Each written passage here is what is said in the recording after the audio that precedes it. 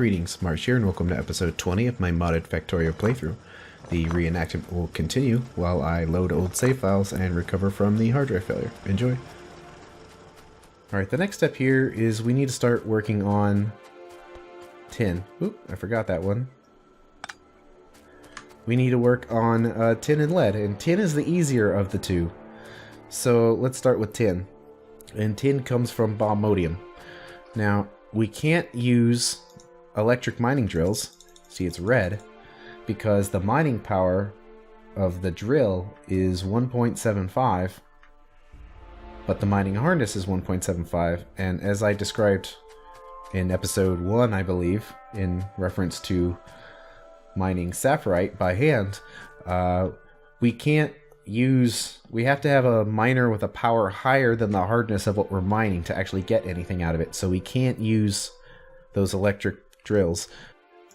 The upgraded drills require basic electronic boards, which we're trying to create, and we don't have access to that yet, so we can't make those. So the only way to mine this stuff is with a burner miner drill, which does have a high mining power of 2.5, but a low speed and just high energy consumption. But it's a little awkward because you have to input coal into these things.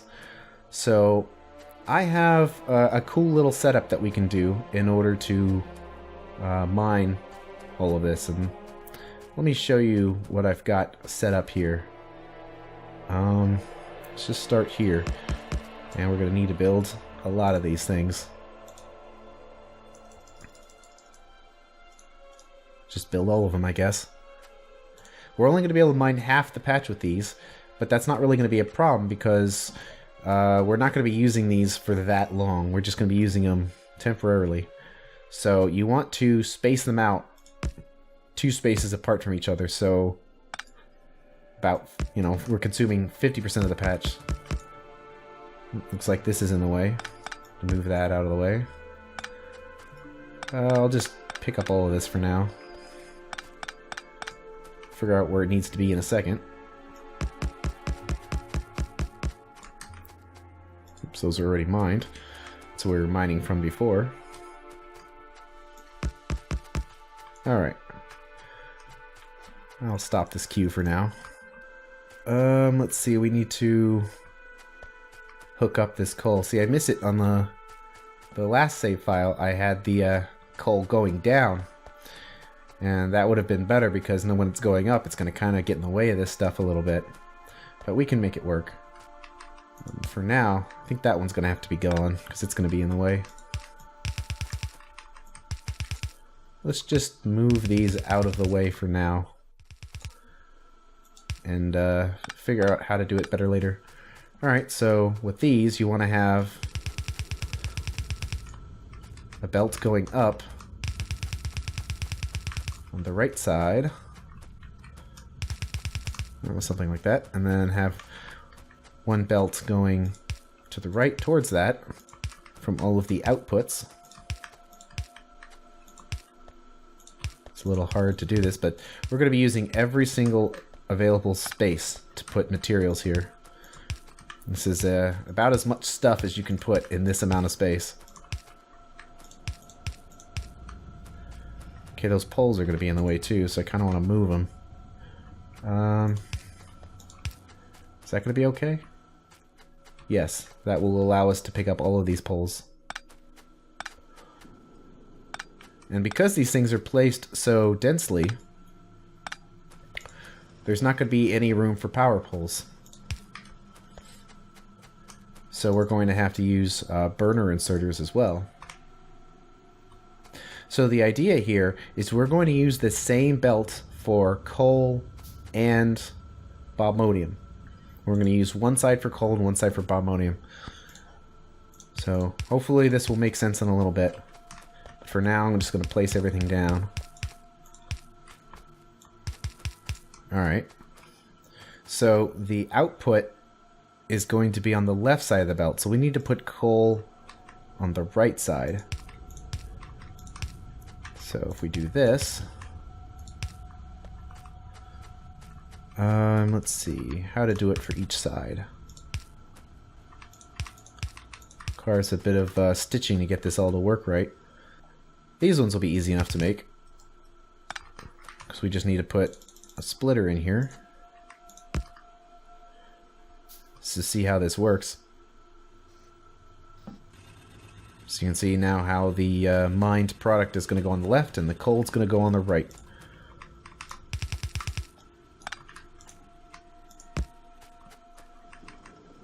Yeah, this can work if we put this right here. This thing is kind of in the way, though. I think that power line needs to be there.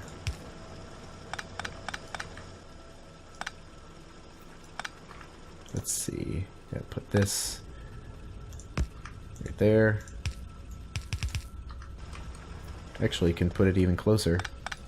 Stick it right there. Need a couple more.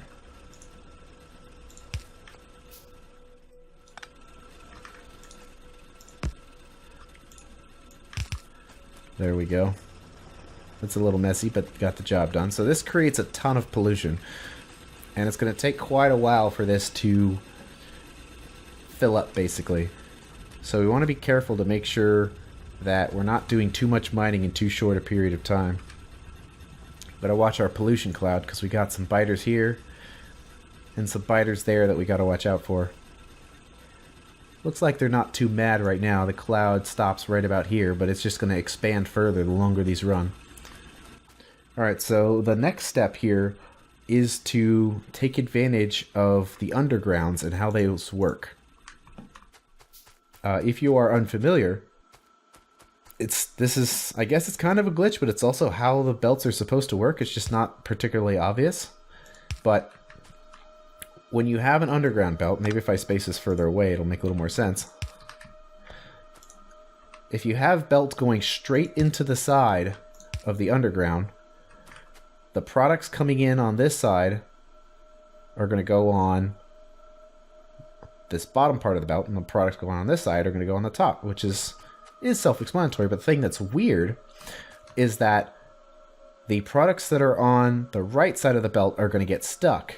Well, the products on the left side are going to go in. So the way I look at it is the part of the underground belt that's closer to going underground, the products get stuck. Well, the products that come in here are going to magically go through this wall and get stuck on the belt. So let's put this in application and show you. So if we put this here, see how it stops the coal but lets the bobmodium through? And that's how we're going to sort these belts out to keep the coal from working its way further down the assembly line when we don't need them. So if we put a belt here and right there, we can sort through each one of these belts and only take up the bobmodium and not any of the coal.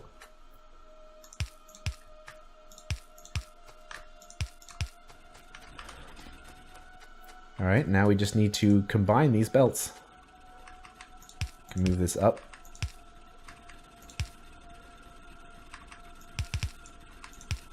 And there we go. Now we have a full belt. Trying to think of how to do this. Yeah, probably like this. And that one's just kind of by itself.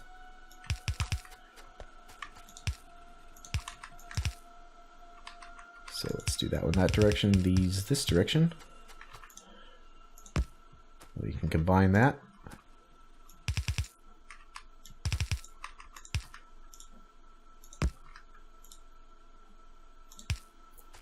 And then boom, now we have only bobmodium. So first what went in as coal comes out as bobmodium. Okay, that rock's kind of in the way. Chip that away real quick. Oh yeah, that's something else we can do. Now that we have access to steel, we can make steel axes, which are much faster than the iron ones. And the iron ones we can just stick over here. Can we make? Yeah, we can make some robots out of it. Make it disappear. So the sorting of the crushing and sorting of bobmodium is quite similar to anything else. See, to crush it, it takes two of them and we get some crushed stone out of it. And then to sort them, we get the obligatory slag, 2 tins, and 1 silicon. So how we deal with those resources is going to be a little different, but producing them is going to be the same as we did for down here for the sapphirite. So let's make a recipe and copy the whole thing because it works just fine. However, I am going to just copy this. I'm not going to copy this part down here because we are going to handle things slightly differently. Alright. Alright, let's place it. Looks like the output is going to be down, which is where we want it. As far as where, it's not really that important. It's just it's going to be coming in from up there, so... something like this, maybe? Seems good. I think we can straighten this belt out now. It's kind of weird how that turned out.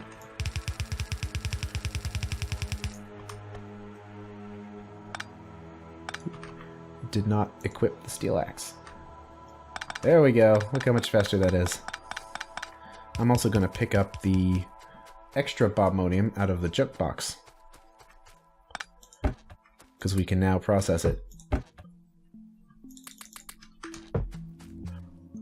Alright, so we need 3 sorting facilities. It looks like 1 crusher and 2 assembly machines. And tons of red inserters, it looks like. See, in the meantime, I can hook this belt up all the way. Oops.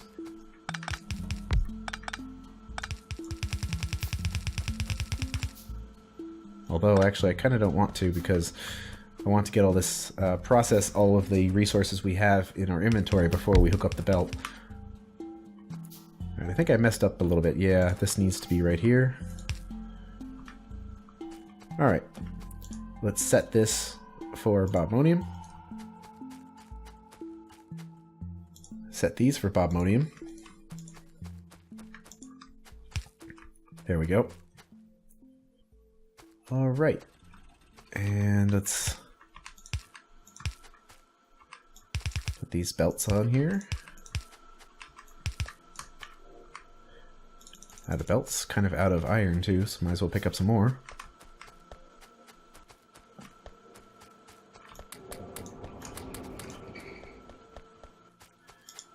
Alright, we just need to fix this belt. There we go, and hook up the power.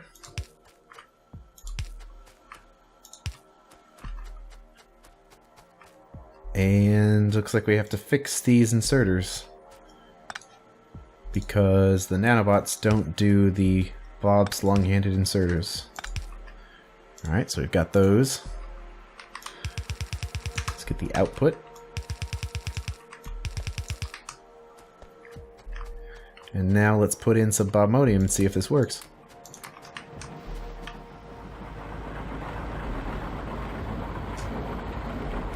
Alright, so see how we're getting tin, silicon, and slag. So that's going to be a little different, where we're going to have all 3 outputs on the belt, rather than with the sapphirite, we only have copper and iron on the belt. We took care of slag, but in this situation, we're going to let it stay on the belt for now, and that will make sense a little later. Well, that chugs through our resources. Last thing we need to do is hook the stone up all the way to our storage area, which is all the way down here. So it looks like we need to get it on this belt right here. Oops. Do that up, get a splitter.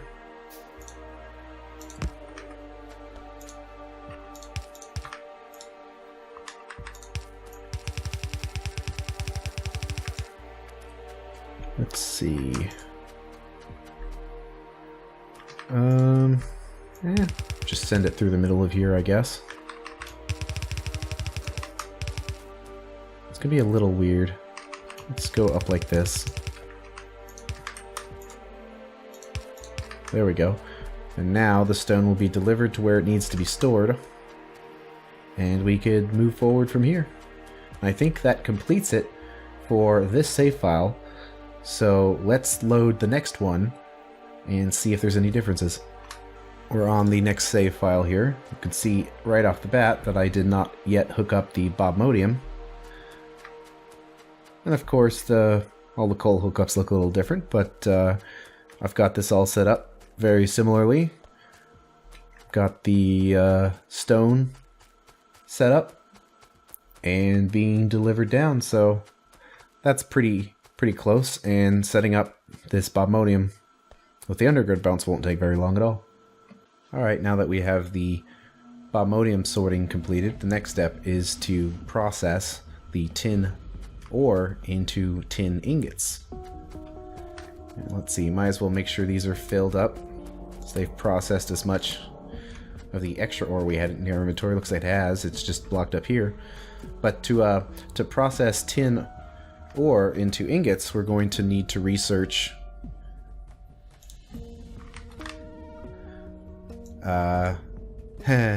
tin smelting. But as it turns out, I magically already have it researched. On my previous reenactment, it looks like I forgot to research tin smelting, but clearly on the original save file that I loaded this from, it's already been researched. So look at that. Ta-da! It's been done. Okay. So the recipe is similar to iron and copper. You just have 24 tin ore go in and 24 tin ingots come out, and then it gets processed into ingots and then later into plates. And it's at a 1-to-1 ratio. So this component of the recipe is 100% efficient. But because for every 4 ores we're going to get 1 slag, then that means that in total it's 75% efficient, which is quite good compared to if we would have processed the tin plates directly, we would have only gotten 1 plate for every 3 ores. So that would have only been 33% efficient compared to 75% efficient. So it's definitely a lot better to do things this way if you can in the beginning. So magically, it's been researched so we can move from here. And the recipe, or the blueprint for iron and copper that we previously did, is a pretty good setup. This would work just as well. We just need to make some minor changes. But the part that's good is basically most of this. So I'll copy that and get rid of the middle belt which had the coal coming in. We'll keep that. And we need to clear some trees out to make room. How much room is a good question.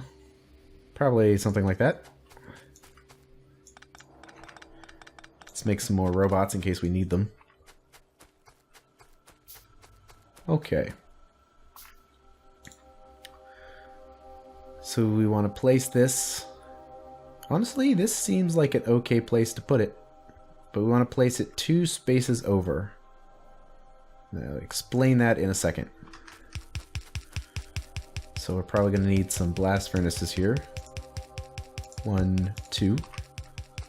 Looks like we need some red inserters. And we're out of motors.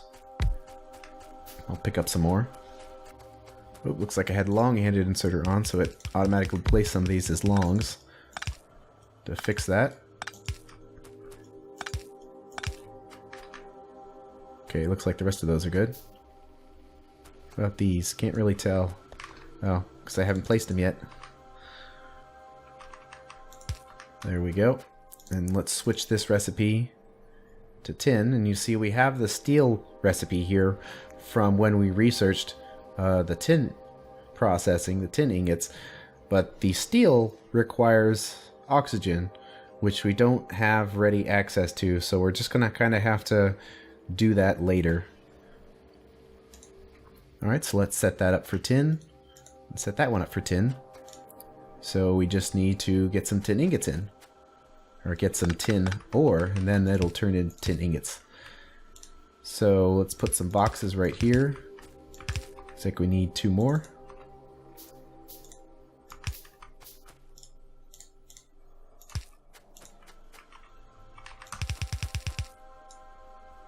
I'll put a space there. I intend to use this machine if we need the production, because we are inserter limited here. But I'll leave a gap there because I don't want these machines just to fill up with resources that we're not going to use because we're using chests.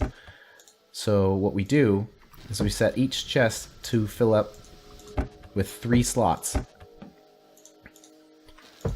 You can kind of organize this stuff a little bit. Oops, that one. There we go. So now what it is each resource that comes in is going to be filled into the slot, but only tin is needed by the machine. So tin's going to constantly be used up while the byproducts are just going to sit in the chest. And we will have to occasionally come by here and pick up these byproducts.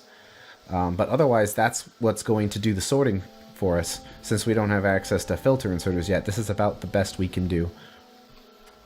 So now that that's filling up a little bit, we can put some bobmodium in here.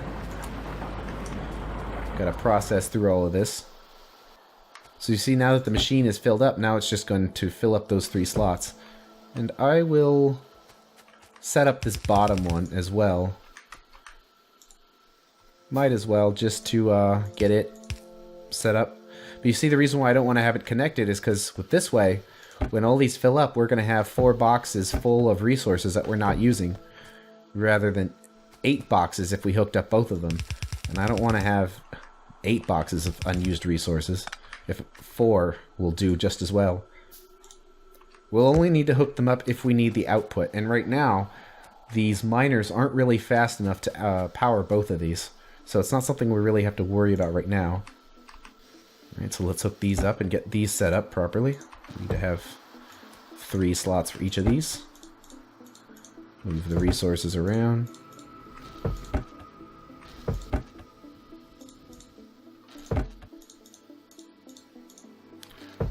There we go, that looks good. And we can just close this off. Yep, and now these chests are just going to fill up as it processes all of the bobmodium we have left over. Alright, now that the inventory is empty of bobmodium, we can hook this up. And in the reenactment save file, I did actually hook these up, but in this, in the original file, they were not yet hooked up, so we have to do that again real quick. And there we go, that is now going to be set up. And it's going to keep running in, filling these machines up. Now that we're done making tin ingots, we need to make lead ingots. But that process is a little more complicated, and that'll have to wait until the next episode, so I'll see you later.